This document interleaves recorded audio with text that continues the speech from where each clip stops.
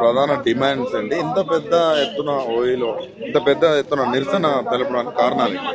ఒకటే ఒక డిమాండ్ ఉందండి. విద్యార్థులు చాలా కష్టపడి ఎగ్జామ్ రాసినారు, నీట్ ఎగ్జామ్ రాసినారు, అది పేపర్ లీక్ అయింది. అది చిన్న విషయం కాదు.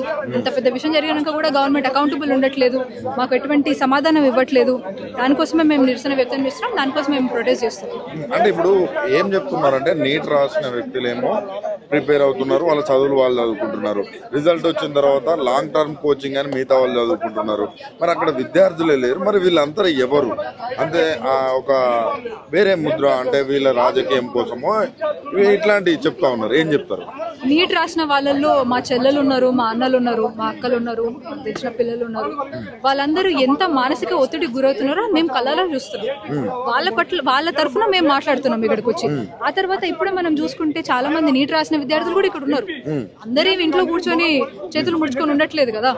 మాకు జరిగిన అన్యాయం ఏదైతే ఉందో మేము దాన్ని అరికట్టాలి, మాకు న్యాయం జరగాలన్న ఫైట్ కి మేము వీటికి వచ్చినాం.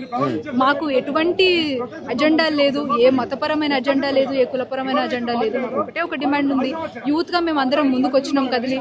మాకు మా డిమాండ్స్ నెరవేర్చాలి, మాకు మా న్యాయం కావాలి. అంటే న్యాయం అంటే ఏమేమి డిమాండ్స్ ఏంటి? ఫస్ట్ ఆఫ్ ఆల్ ఏంటంటే మన ఎడ్యుకేషన్ మినిస్టర్ గారు రిజైన్ చేయాలి. ఎందుకంటే ఇప్పుడు చూసుకుంటే ప్రతి 9 నెలలకు కనుక ఒక అవకతవక చేస్తూ ఉంటాడు ఆయన. ఎటువంటి మినిస్టర్ నాకు అర్థం కాదు. ఎడ్యుకేషన్ మినిస్టర్ వచ్చి అసలు మహిళలకి ఎడ్యుకేషన్ ఎందుకు అవసరం, వాళ్ళు మన ఇంటి లక్ష్మి కదా, ఇంట్లో ఉండేదాలు అంటే భారత రాజ్యాంగం మాకు కల్పించిన హక్కు అది. భారత రాజ్యాంగం మాకు కల్పించిన హక్కు అనేది. అసలు మనం గట్టిగా మాట్లాడితే ఫస్ట్ జనరేషన్ ఉమెన్ చదువుకునే వాళ్ళు చాలా మంది ఉన్నారు. ఈ జనరేషన్ మొదటిసారి ఇంటి నుంచి బయటకు వచ్చి చదువుకుంటారు. వాళ్ళు కూడా వాళ్ళ హక్కు ఇవ్వద్దంటే ఎట్లా కుదురుతుంది? వాళ్ళు ఎందుకు చదువుకోకూడదు చెప్పండి? విద్యార్థులు నీట్ కోసం ఎంతకాలం మీరు వాళ్ళని అడగండి ఒకసారి. కూర్చొని ఒక 6 నెలలు సంవత్సరం ఒకటే రూమ్ లో కూర్చొని పగలనక రాత్రనక కష్టపడి చదువుతూ ఉండి మీరు ఎగ్జామ్ బాగా రాసాం అనుకున్న తర్వాత ఎగ్జామ్ క్యాన్సిల్ అయితే ఎట్లుంటుంది కాదండి. చూడండి ఒకసారి కూర్చోమనండి. వాళ్ళు భారతదేశం కోసం, వాళ్ళు మన గవర్నమెంట్ ఫామ్ చేయడం కోసం చాలా కష్టపడుతుంటారు కదా బయటికి వెళ్ళి. ఒకసారి రిజల్ట్ ఇవ్వకుండా ఉండమనండి, ఎట్లుంటది వాళ్ళకి? అది కూడా సేమ్ డిమాండ్.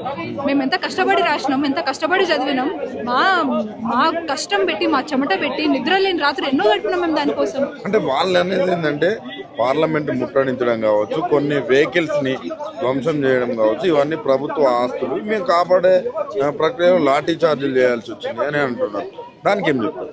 ప్రభుత్వ వాహనాలను ధ్వంసం చేసినారంటే ఏమో మాకైతే కనిపిస్తలేదు. అసలు ఆ ప్రూఫే లేదు. వాళ్ళే చేసి మళ్ళీ మా మీద అనడం ఏంది? ఇంకొకటి, మేము విద్యార్థులు మాకంటూ ఉన్న వెపన్ ఏంటంటే అది ఒక బుక్.